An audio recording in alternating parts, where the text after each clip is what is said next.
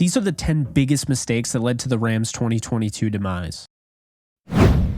Number 10, hiring Liam Cohen over Thomas Brown. Thomas Brown was the in-house guy. He was the assistant head coach. He was a running backs coach. Now he was getting an opportunity with the tight ends.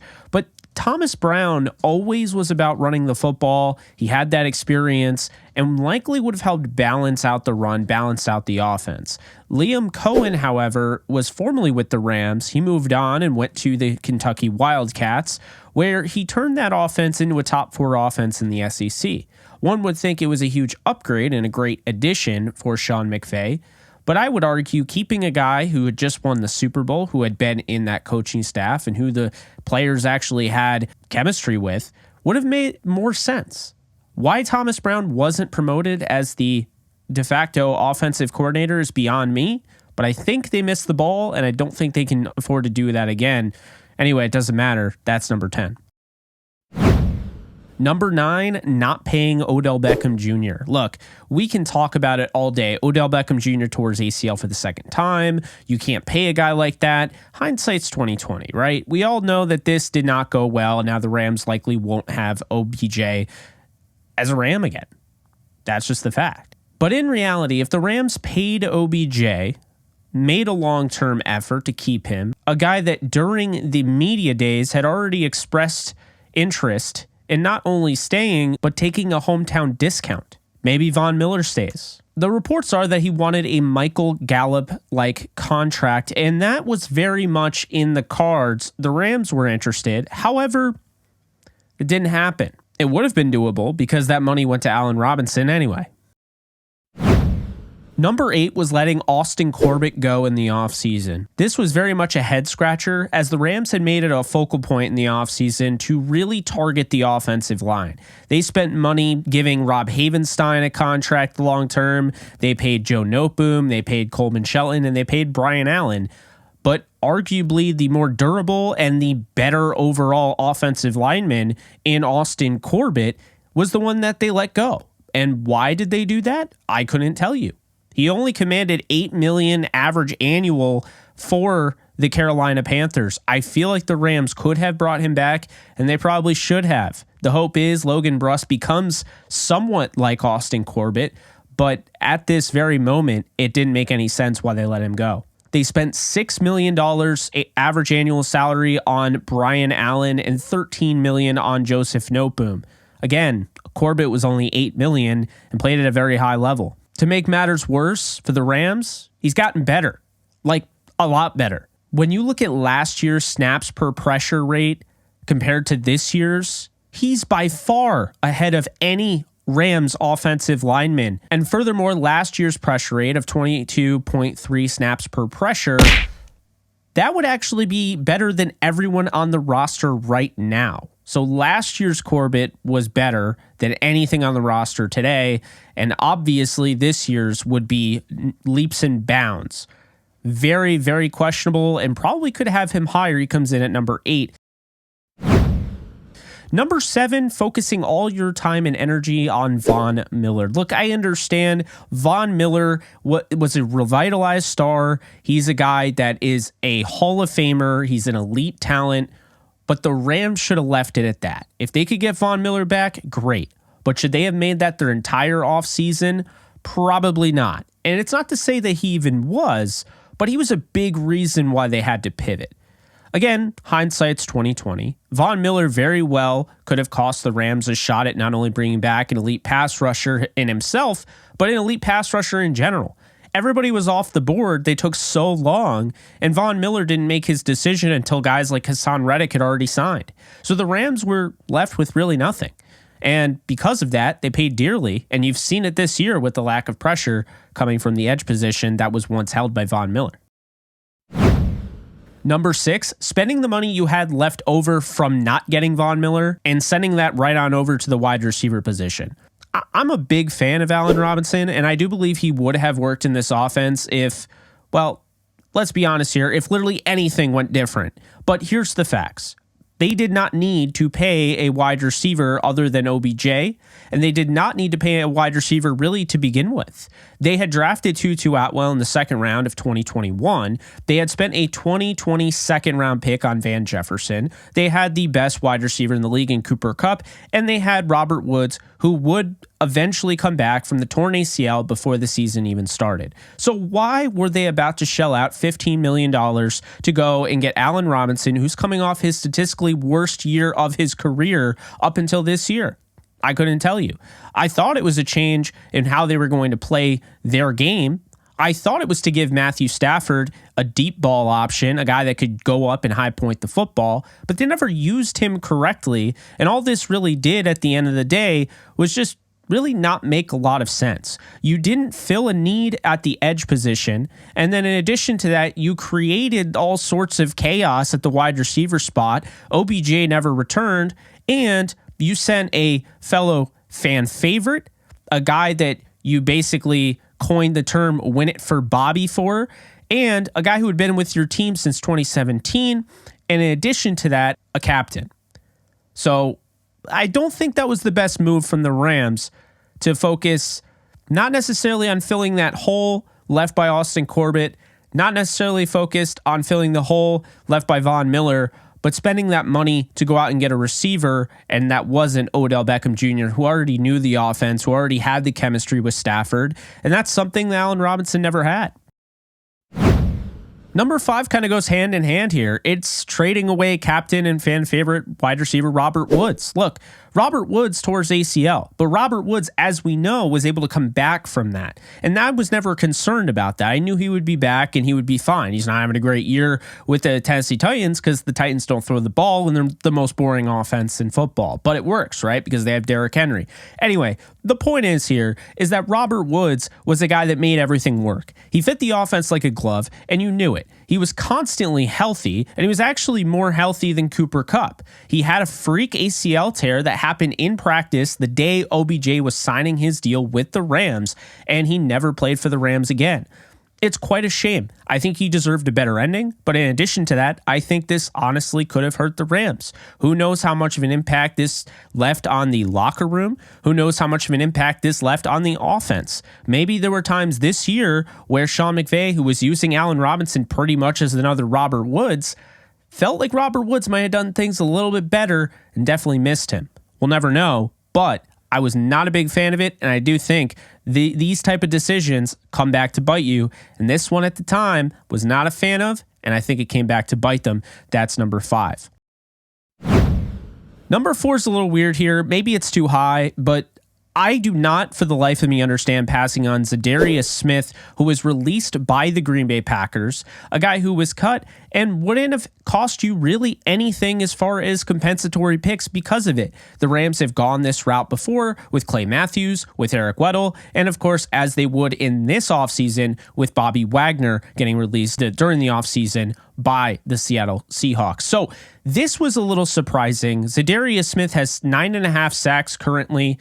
And it's not one of those hindsight is 2020 things, because Zadarius Smith, we always knew had the talent, and he always has shown the talent. This year, he's been great. He's won a Defensive Player of the Month, and he's won a Defensive Player of the Week award. He is having a great season, and he's a big reason why that revitalized defense and a revitalized team in general, coached by Kevin O'Connell in Minnesota, is doing so well. Number 3 kind of goes along with that, not addressing the edge position until round 7. I'm as big of a fan as the person who's watching this when it comes to Daniel Hardy. I'm excited to see him play. But the Rams literally went into the draft. They lost Von Miller, and they were looking at the potential of Leonard Floyd, who is very good, but he's not elite, and Justin Holland / Terrell Lewis, who had never really shown anything more than being quality potential starters, but most likely a rotational type of guy. So why didn't they address this position in a draft that I don't think was the deepest this year at the edge position? And they did not address until the 7th round with a FCS pass rusher. Again, I'm as big of a fan of Daniel Hardy as it gets. I love the guy.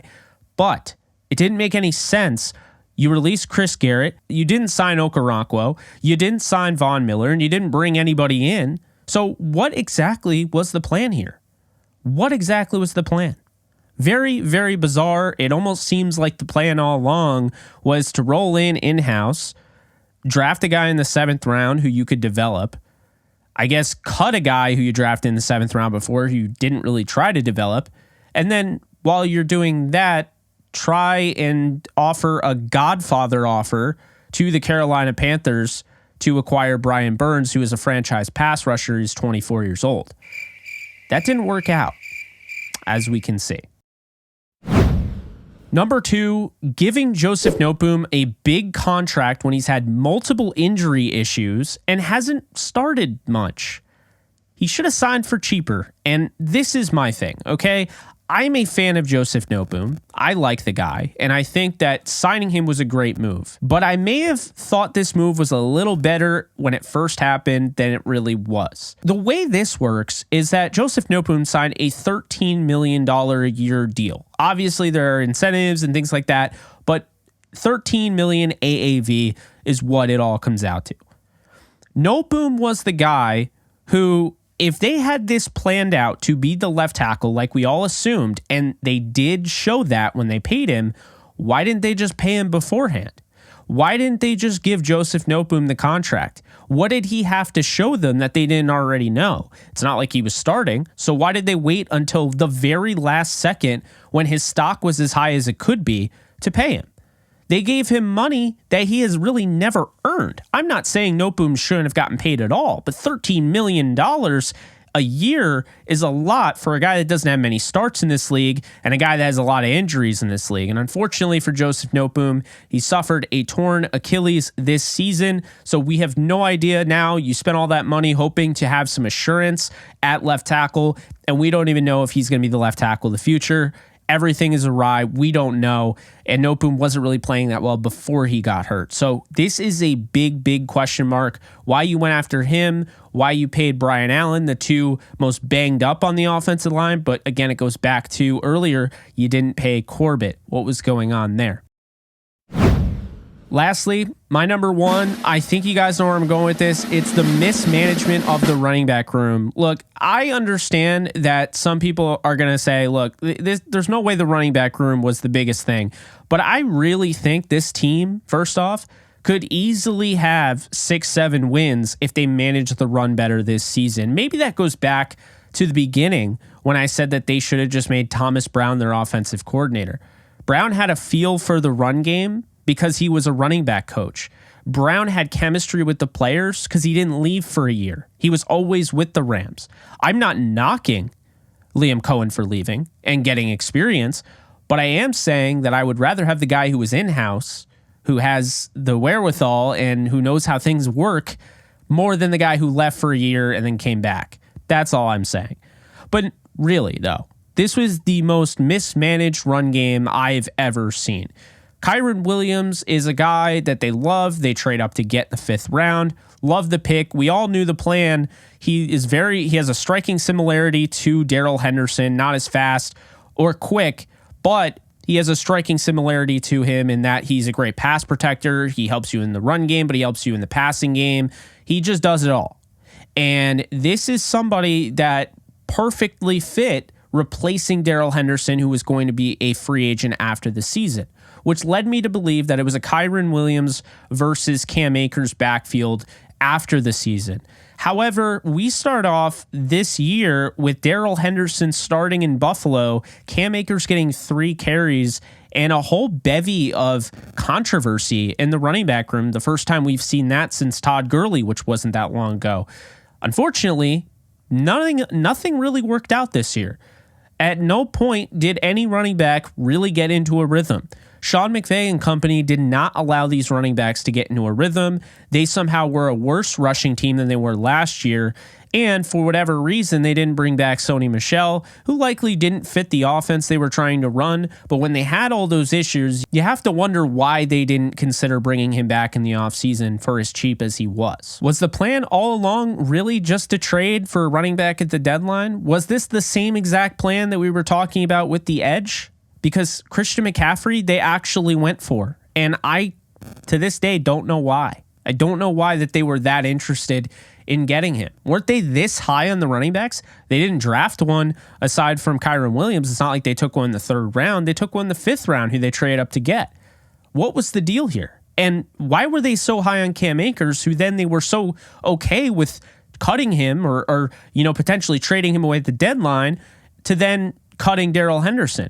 It's a very weird conundrum, this Rams 2022 season. And I could basically sum it up as we kind of didn't realize it, but we should have seen some of this coming. From the moment they started the run it back campaign and then didn't allow a guy like Bobby Woods to run it back with them, from the moment Von Miller chose the Bills, from the moment the Rams went out and got Allen Robinson to replace Robert Woods, from the moment they didn't address the pass rusher spot until the 7th round of the draft, pretty much from the moment Matthew Stafford started complaining about elbow pain and not practicing, both running backs didn't practice in the joint practice. Did this catch us by surprise, or were we too blinded to really see what was happening? And does that mean this team has lost its way? Does that mean this team it's paying its dues? Does that mean that this team is done? I don't think so. I think this was a bad year. And I think, unfortunately, I want to applaud them for paying the offensive line. And I don't think the offensive line is necessarily as bad as everyone else does. But their priorities weren't straight. I loved the Bobby Wagner signing, but guys like Austin Corbett needed to be locked up. So did the demise start in the offseason? Is it that clear? Can we really tell? I don't know.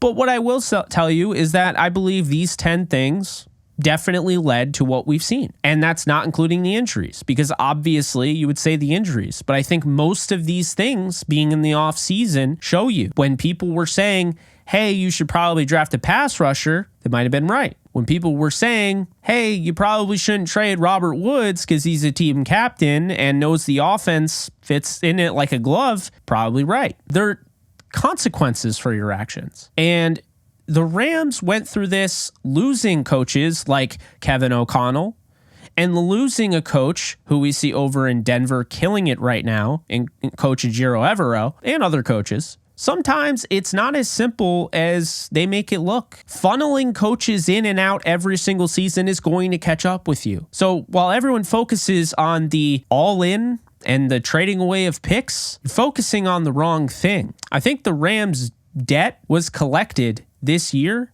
because of the coaches. I think a lot of this came down to coaching. I think a lot of this came down to mismanagement during the offseason, going after the wrong guys. The priorities weren't straight, allowing Von Miller to dictate your entire offseason plan. That's my thoughts.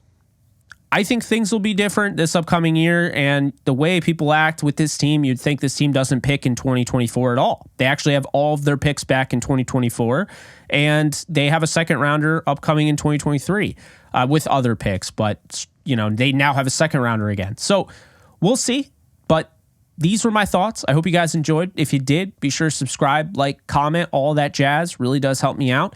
But yeah, we'll have more of these. If you enjoy these top 10s, or maybe I should do a top 5, let me know. Always down to experiment with you guys and see what works. But I'm Jake Ellenbogen.